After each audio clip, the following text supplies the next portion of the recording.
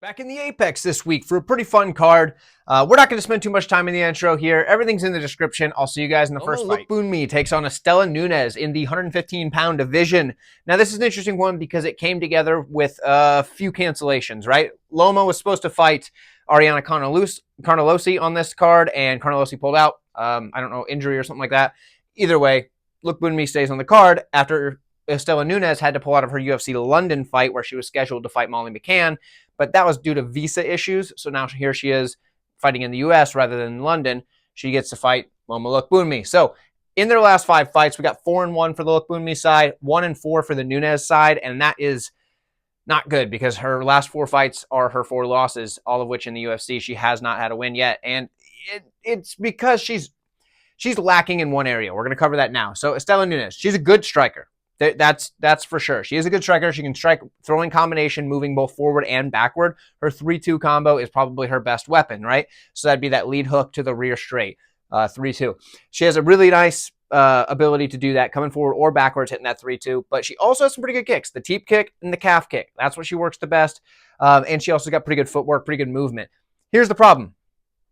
Everything else. No takedown defense. She can't really do much on the ground. Her cardio fades fairly quickly, especially if she's forced to do anything other than strike. So she runs into problems when she's fighting well-rounded fighters. Now, in the fights where she can keep it just striking, she will look competitive, especially early in the fight, but she's fighting Loma Lookboonmee, who has a Muay Thai style. So that could be a problem because she's also a very good striker. Her striking, I like her body kicks, the front kick or teep to the body. She's got a good switch roundhouse kick. She'll do that heavy switch sometimes to get her opponents to kind of like stutter a bit or to freeze up. Does a good job with that. She'll strike her way into the clinch where she's got a good tie clinch, excellent knees, very brutal elbows, and she can get those trips from there. Now, she's started to work on her grappling quite a bit more now that she's been in the UFC fighting, with this promotion for a while now. She's getting the grappling kind of going. She's still very weak off of her back, but her takedown defense has improved quite a bit, and she does have very good top pressure. Ultimately, I think that this is Loma all day. I don't quite understand how Nunes is going to get this one done outside of a knockout, but she doesn't really she hits fairly hard, right? But it's a 115-pound matchup. I don't see her just one shot dead and Lookboonmee, and I think the minutes are all going Loma's way. So we're taking Loma. Let me know what you guys think, and I'll see you in the matchup. Vanessa Demopoulos takes on Talita Alencar. 3-1 and a draw in the last 5 for Alencar, 3-2 for Demopoulos. Interesting fight here. Both of them are predominantly jiu-jitsu style fighters. For Alencar, her striking is average at best. It's definitely a drawback for her, right? Solid jiu-jitsu though. I just erased some of that. Sorry guys. Solid jiu-jitsu though. Good top pressure, works to advance her position. Her ground and pound is really good. She's very much position over submission, but she will get submissions. Now, for the submissions, it often comes from a back take, which that back take comes from her landing a bunch of ground and pound from topside. The opponent saying, I'm tired of getting hit in the face, turning over, giving up their back, and then that's where she gets the rear naked choke. That's how Alencar likes to fight. She does lack open mat takedowns. She will gas herself out going for open mat takedowns because her cardio is not the best, and that is a problem. But if she gets the fight to the mat, she is very skilled. On the other side, for Demopoulos, decent striker, right? She's not good, but she's decent. She has no defense, and because of that, she has to be durable, which she is, thankfully for her. She'll walk through shots and throw a ton of volume, just coming forward and land with decent power. We've seen it before where she's coming forward and getting outlanded, but she's landing harder than her opponents sometimes, and a lot of times actually. And so the girl's got some power behind those shots, so she will back her opponents up, even if she is getting outlanded. And I don't think she's going to get outlanded here, to be honest. So Vanessa's going to have an advantage in the striking, even though she's not a striker. But she has good jiu-jitsu as well. So if she gets taken down from her back, she's very active, where she works elbows, goes for submissions. She has a pretty good submission arsenal as well, very flexible, very active from the guard, good control. Problem is she's willing to work from her back, and she also lacks open mat takedowns. I don't think she needs to use the takedown here. I think she wants to stuff takedowns. If she can defend a couple of takedowns and just keep the striking going, Demopoulos is winning this all day. The problem could be, though, for her, is if she gets taken down and starts playing from her guard and lets Alencar work from the top, that's the problem. I am going to take Vanessa. I think she can win. She's going to be there in the 3rd round and have a great 3rd round, assuming there's no finish, obviously. Vanessa's going to have the better 3rd round. I can't imagine otherwise. So we're taking Vanessa. I think she gets it done. But let me know what you think. Bantamweight's here. Victor Henry takes on Pedro Falcao. Henry is 2-2 in a no contest in his last 5 fights. Falcao is 4-1 in his last 5 fights. We haven't seen Falcao in a long time. Came in for that short notice fight. Didn't win. Hasn't fought really since. So there we go. Just took a long time off. Decent striker, though. He's been working on the boxing, from my understanding. He likes to come forward, use those like kind of basic combinations, those boxing style combinations to back his opponents up against the cage, because that's where he wants to get the fight. The guy wants to use his wrestling and his grappling. He has good grappling. The cage push is there. He'll work guys up against the cage. Then he'll start working for takedowns here. Works for the control. Likes to take the back, whether he takes the back when they start getting up with the cage or if he just takes the back on the mat. A lot of times it's in that cage get up position that he takes the back. He's got decent ground and pound, but realistically, dude wants to grind you out with the grappling. That's what he's going for. On the other side, Victor Henry, he's really skilled everywhere, but the problem is he's so inconsistent is the problem for Victor Henry. Dude's got great cardio. He can strike. He can grapple. His striking, super volume heavy. He just throws a ton. He's got good counter striking, even while throwing offensive striking, right? He can be moving, throwing punches, kicks, whatever, get out of the way of one and throw back a counter. The guy looks great when he's on, but when he's not on, just falls apart. It's wild to watch this guy. Like I said, good movement. His body kicks are excellent. He has all the tools on the feet. In the grappling, he's got the tools there as well. He's got great scrambles. He'll mix his takedowns in with strikes. So like he'll be going in a mid-striking combo. Like maybe he goes like 1, 2, 3 body kick and then just drops for a takedown. And you're like, what in the world? The guy looks great when he's on, but when he's not, he gets choked out by the guillotine, which is wild. But like I said, he uses his ground and pound really well. He uses that to advance his position. The cardio's there. You can do that for 3 rounds. You can do that for 5 rounds. You can do it for 15 rounds. The guy just keeps going, but he's inconsistent. So it's hard to back him as a favorite. Victor Henry is the type of guy that you want to back as an underdog. I also don't know that I want to back Falcao in this position because dude did not look the best in his last fight. Obviously, I know it's short notice, this, that, and the other.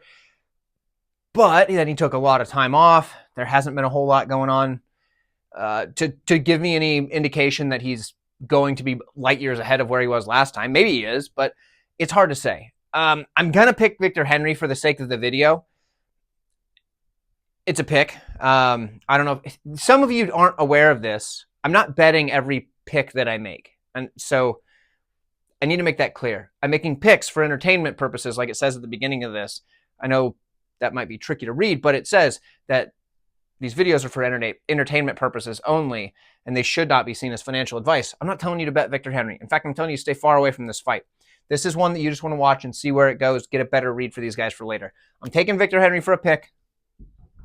I'm staying far away, and I recommend you do the same. But that is just entertainment. You do whatever the heck you want to do with your money. See you guys next. Rhys Mckee takes on Daniel Frunza. Frunza's 5-0 in the last 5, 3-2 for Mckee. Still looking for that first UFC win in his second stint in the promotion. Frunza, pretty good striker. He's got good forward pressure. Basically throws a lot from the power side, right? From the rear side. He's got a good leg kick, good kick in general, I guess. Good, powerful, heavy cross, but he will overextend and drop that lead hand when he throws the cross. So throw the cross, big, powerful shot. He'll overextend, let it hang, and let it linger, and then the lead hand will drop. So he can be open to counters. But if he's landing these shots, you're going to feel him. Takedown defense, can be held against the cage. That could be a problem too, but he's got cardio, so he will try to work back to his feet. He'll try to just keep coming forward, and when he's on the feet and he's landing those big shots, you're definitely going to feel them. Rhys Mckee, he has the opportunity to win this fight if he can just avoid some of those power shots and just hope that the judges are going to favor the volume over the heavier strikes, because McKee's going to have better volume most likely. He's got good forward pressure, rangy straight punches, that jab, he can work that really well with the volume. Pretty good leg kick. He'll use teeps to keep his opponents at range, and if he does that, I think he's got a good shot at just keeping his opponent Frunza back and, being durable enough to eat a few of them, but just win on the numbers. I don't know that's going to be enough to get the win, but if he wins on the numbers, he's at least giving himself a shot. He can also mix in some grappling because he is a decent grappler, decent takedowns, and he doesn't accept bottom position if he ends up on the mat. Ultimately, though, I don't know that it's going to be enough for him. I think what's going to happen is Mckee might be winning on the numbers, but he probably gets dropped or wobbled or hurt in a couple of situations. And even if he's up on the numbers, Frunza's going to be the one getting the nod. So we're going to take Frunza, one of my less confident picks on the card, because there is the fact that Frunza is, he does have some holes in the game, and this is a UFC debut for him. So there is that, but he is going against Rhys Mckee. So the matchup is something that makes sense for a debut. Let me know what you think. What's next? Dione Barbosa takes on Diana Belbita. Belbita is 2-3 in the last 5, 4-1 for Barbosa. Interesting fight here because Belbita, I believe, announced her retirement a while back, and then here she is fighting again. But it was kind of a weird like Twitter retirement, so maybe, I don't know, whatever. She's fighting. So she is a pretty good striker. People are going to say that she's not because she gets hit a lot, and I can understand what you're saying because she does get hit a lot. Her striking defense is horrible, but her offense in the striking is pretty good. She does have high volume and comes forward. Decent jabs she'll stick out there. She doesn't have enough power to really hurt anybody, but she's going to put up numbers offensively. So I give her the good mark just for that. Just the offensive output is pretty darn good. And she can usually take a punch, but she's going to be losing as far as the power in the striking. And she'll probably win the volume in most fights. But yeah, the power's not there, so she's going to get hurt. Decent jiu-jitsu, though, offensively. She's active from her back. She has a decent armbar, but she can be held down, and her submission defense has let her down many, many times in the past. She just basically is active from her back, attacking submissions. Now, for the other side, Dione Barbosa. Pretty good striking. She's got a quick 1-2, plenty of power, but the grappling is where it's at, right? She's got solid top control, really good timing on her takedowns to get to the mat. The trips are there, and she's got a very slick armbar. Honestly, I think this one's very cut and dry. Barbosa's probably getting a sub. So we're going to take Dione Barbosa. She's going to get the takedown when she needs it, and she's going to finish this fight on the mat with a submission. At least that's how I see it. We got bantamweights next. Davey Grant takes on Daniel Santos. Santos 4-1 in the last 5. We got 3-2 for Grant, although some of those decisions could have been argued. So kind of depends which side of the aisle you fall on, but the official record is 3-2 in the last 5. Santos is going to be much younger, which means that he probably has, less damage, less wear and tear. Although with the way that he fights, that, debatable. Either way, more experience on the Davey Grant side. So obviously more wear and tear, but also he's had more looks, a little more comfort in the octagon, things like that. For Santos, he's a good striker with good power. He's going to come forward, throw leg kicks, knees up the middle. He spins quite a bit, which can be good or bad. So you know how it is. It does open up opportunities for your opponent, but it also opens up opportunities for big, impactful shots. His spinning sidekick in particular is a very good move. Striking defense, not so good. Jiu-jitsu, really good, active off his back. He attacks submissions. He's got a pretty good arsenal of them, but he gets stuck on his back pretty easily, and his takedown defense isn't the best either. On the other side, Davey Grant, good striker as well. Comes forward with a lot of volume, lots of power. His head movement looked really good in his last fight. I didn't write that up there, but looked good in his last fight, which is impressive because he was coming off neck surgery. And he showed to me that neck surgery did not matter, which was a big concern of me going into the last fight. I know I got a lot of crap in the comments for picking against him coming off of neck surgery. Wow, my goodness, what a crazy thought. But he proved me wrong. So good for Davey Grant. He did a good job. Fights out of either stance, like I said. He's got a solid leg kick, good combinations. He's very durable. In the grappling, dude's got great scrambles, a good submission arsenal of his own. Honestly, this is very competitive. This is one of those fights that's probably going to be a contender for fight of the night. I'm going to side with the experience here in Davey Grant because of the way that he looked in his last fight. It shows to me that maybe that neck surgery was actually a good thing. It really helped him out. He did have more head movement than before. So obviously there were some limitations prior. Showed to me that he still got it. He didn't look like he slowed down even a bit. And so for that, I got to take Davey Grant. Daniel Santos is very live in this matchup. It's a close fight. But you might as well take the underdog. Let me know what you guys think. I'll see you next. Luis Gurule takes on Osbourne. Osbourne is 1-4 in his last 5. Gurule is undefeated at 10-0, so 5-0 in the last 5. When we look at this matchup here, Osbourne is definitely the more experienced UFC fighter. In fact, he's got more wins than Gurule has fights. But on a bit of a skid. 1-4 is not what you want to be in your last 5, especially in the promotion. Although I do think he beat Lazy Boy in his last fight, but I am biased. I did have a bet on Ode, and that obviously lost. So there we go. I suck. Osbourne, good striker, power on the straights, good combos, got a good body kick, and he uses his length very well in the striking, which he's going to have a significant reach advantage here, a significant height advantage here. If he uses this well throughout the fight, I think that's going to help him quite a bit. Grappling. He's a good grappler. He's very active from his back. He uses his length well, and we saw that triangle ability. I hadn't really got the finish with it, but, we saw that he has the ability to lock up a triangle from the bottom, and a lot of people would have gone out. So there's that. Dude's got cardio issues at times. Not in every fight, but at times. I think part of it's just because he's a big dude, and cutting that weight is a problem. So it kind of wears on a guy, and he's going to have to be hitting the cardio machines this week because he's got a tough one here. Because Luis Gurule, Dude's a good striker with a ton of pressure. It's just come forward, pace, cardio, volume, all of that. Pretty good kicks, good combinations. His defense is surprisingly well for a guy that's just coming forward the whole time. And he also checks kicks really well. So the dude is just going to come forward and just throw volume, but be relatively safe in doing it. It's nothing flashy, nothing impressive, but it's just constant, and it breaks people down. He's a good grappler as well with the same style. Cage push you, grind on you there. He's got pretty good takedowns. They're mostly upper body throws, so there's that. Once he gets you down, the ground and pound volume is there. It's just constant, never ending, right? He's hard to control, good scrambles. This dude is just going to put on a pace on someone. The way that he put that pace on Piccinini in that Dana White's Contender Series fight, he took that on short notice and put that kind of pace out there. It's impressive. So I do think he's going to be able to do that here. We've seen Osbourne slow down in the past, and I do think that a guy like Gurule has the style to beat someone like Osbourne, but Osbourne is an experienced vet and could absolutely sit Gurule down, especially early in the fight when he hasn't really figured out his range.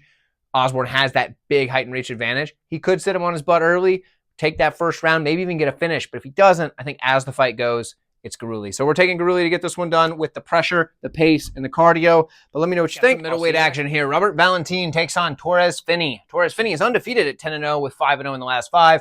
3-1-0 contest for Valentin. Interesting fight here. Torrez Finney, as we know, was the perennial contender on the Contender Series. He stayed there for, 3 fights, which is wild. But he is finally making his UFC debut. It's been long awaited. I feel like he's been in the UFC just because we've seen him on the Contender Series for so long. Decent striker, and by decent, I mean basically he has a wrestling threat that's going to set up a powerful overhand, and power he does have. He will struggle at range. Dude's real short for the division, so, at range it's going to be tough for him. That's just something he's going to have to deal with. But what he lacks in range, he does make up for in being built like a bowling ball. So the dude obviously is a 185-pounder. When you see him, you know it. Solid wrestling.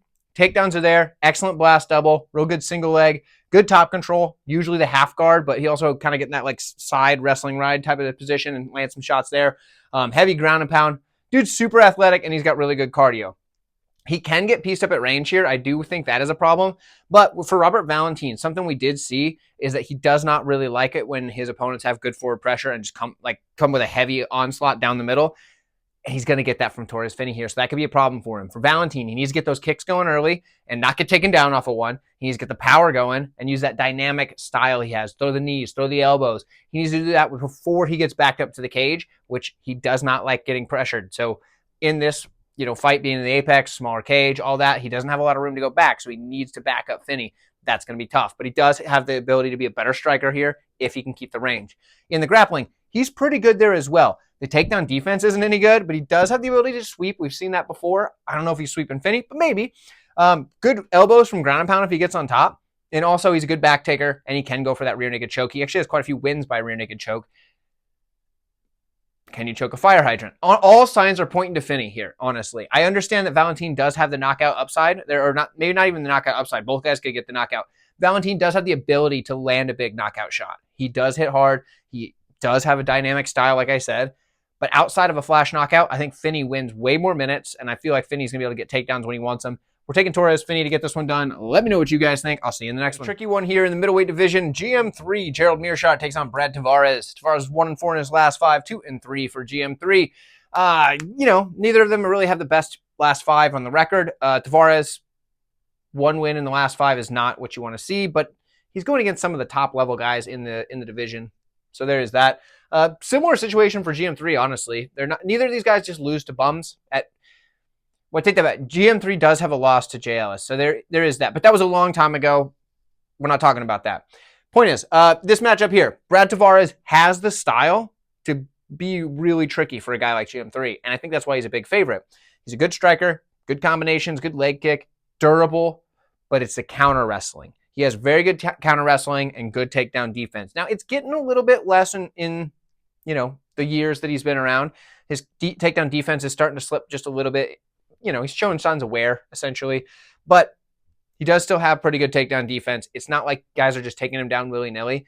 But he does lack that killer instinct these days, which, he can have a guy hurt, much like he did with Weidman, and just not go for the kill. Just not get the finish. And that's a problem. So I think Tavares has a lot of upside if he's just able to stop takedowns and keep the fight on the feet and probably be just a little bit better striker. But GM3 is also, he's all right on the feet, but he's a really good grappler. So if he can get the fight to the mat, that's where he's going to see a success. But on the feet, decent striker, decent jab, basic boxing combinations. He's not going to be as good as Tavares on the feet, most likely, but it is there to help set up his grappling because he has really solid jiu-jitsu. In fact, this guy's got like more submissions, I think, than anybody in the middleweight division in history of the UFC. I might be wrong about that, but I don't think so. I think he's like light years ahead of people. I mean, this dude's subbing people left and right. But large toolbox. Dude's grappling arsenal is fantastic. Sweeps, submissions, he can do it all, right? But he does prefer to work from his back a lot of the time, and that can be a problem. If he gets this fight to the mat, though, I don't think it's because he's getting taken down. Maybe he gets dropped, but I don't think Tavares will fall him. So I think he's going to need to get a fight to the mat on his own terms. And if that's the case, those submissions are very live. GM3 is the type of guy that you want to back as a big underdog, and I want to back him here for that reason. But at the same time, Tavares has the perfect style to beat a guy like GM3. So it does make me question, okay, what side am I on?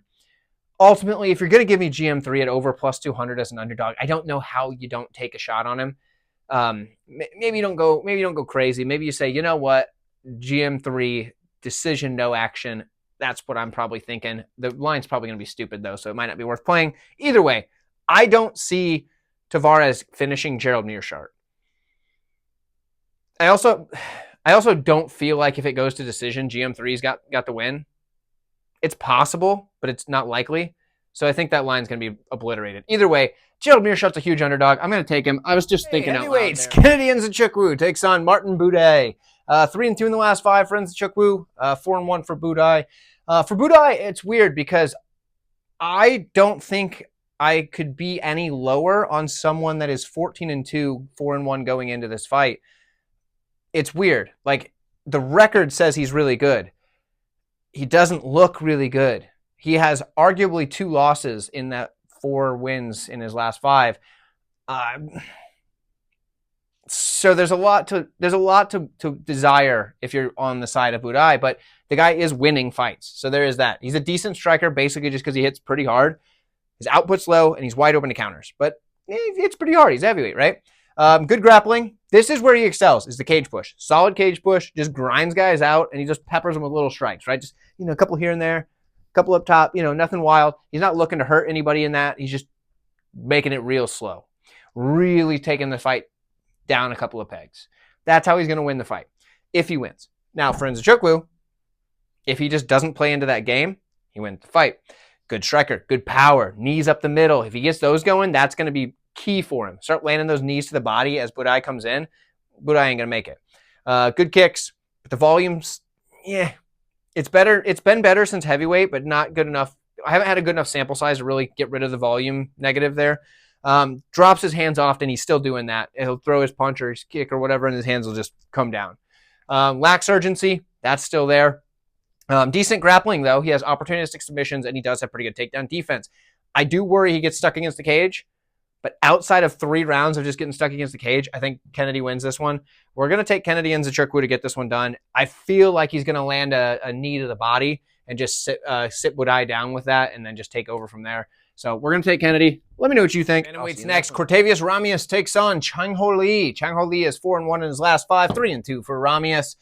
For Lee, pretty good everywhere, right? He's a good striker, good combinations, very durable. He's got a good clinch. In the clinch, he's got good knees, and he strikes really well on the break from the clinch. But his grappling is where he wants to get the fight, and he does a really good job with the top control. Very good top pressure, very good ground and pound, the pace, the cardio, it's all there. He's just kind of a well-rounded guy. He doesn't super excel anywhere, but he's pretty good everywhere. On the other side, we have Romious, who's going to be quite a bit shorter in this one. His arm reach, or his arm length is going to be much shorter. The reach isn't there.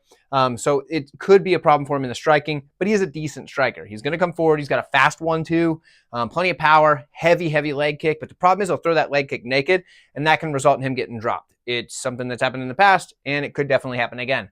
He does have good grappling. He will chain his takedowns together, which I do like to see. He's got good scrambles. He kind of blends the jiu-jitsu and wrestling together pretty well. When he takes the back, he's got a really good rear naked choke to armbar sequence. He'll start fighting for the rear naked choke, and if he doesn't get it, he'll push the head off, put his leg over the top, and pull that armbar.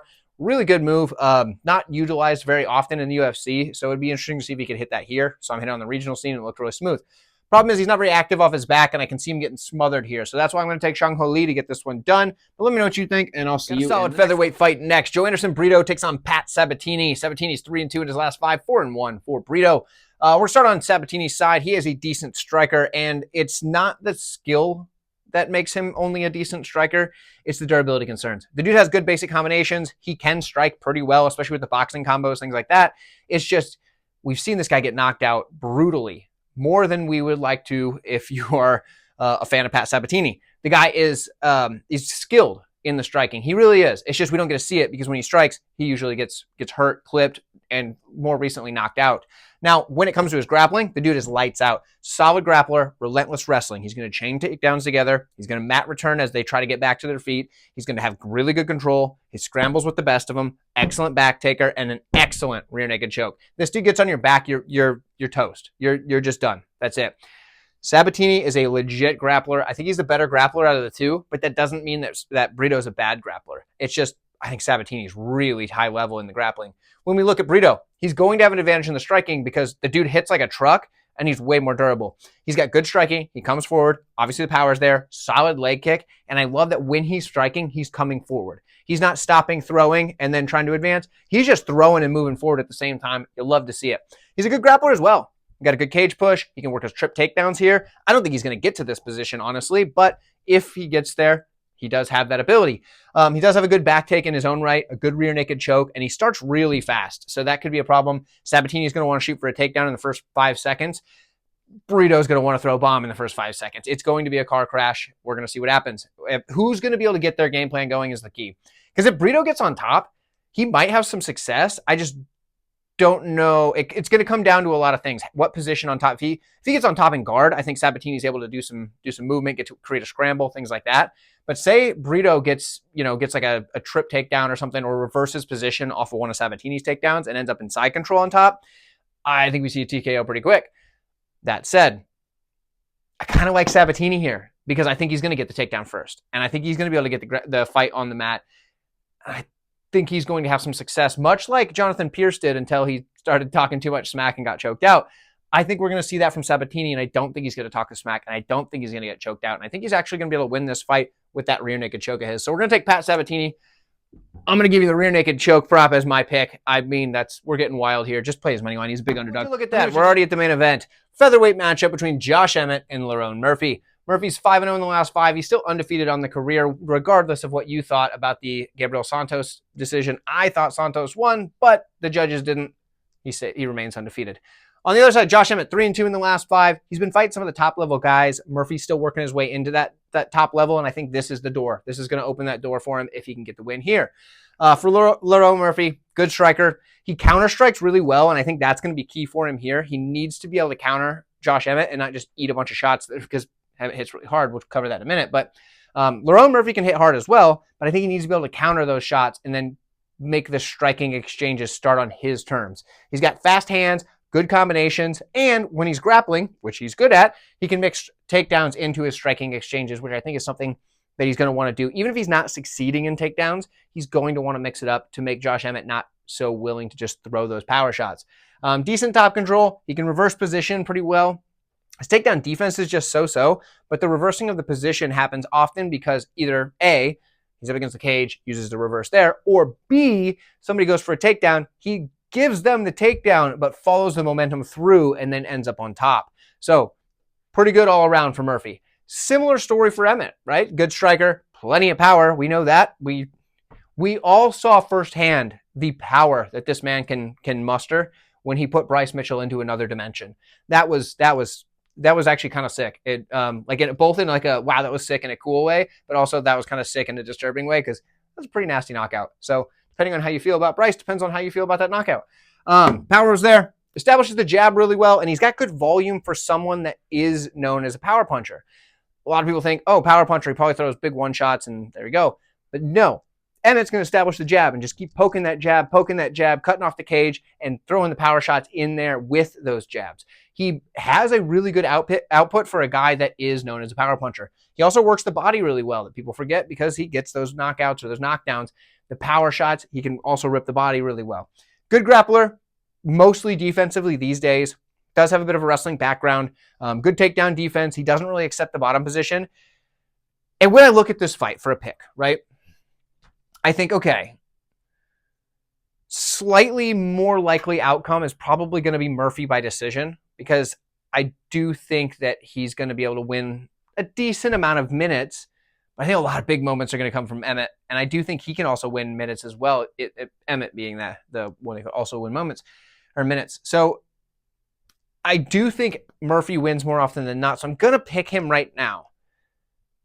But I might even have to jump ship on this one with the way the odds are. Like, the odds are getting pretty ridiculous, and they seem to still be moving on the Murphy side. If this line gets much wider, there's a shot I go Emmett. But for now, we're going to take Murphy.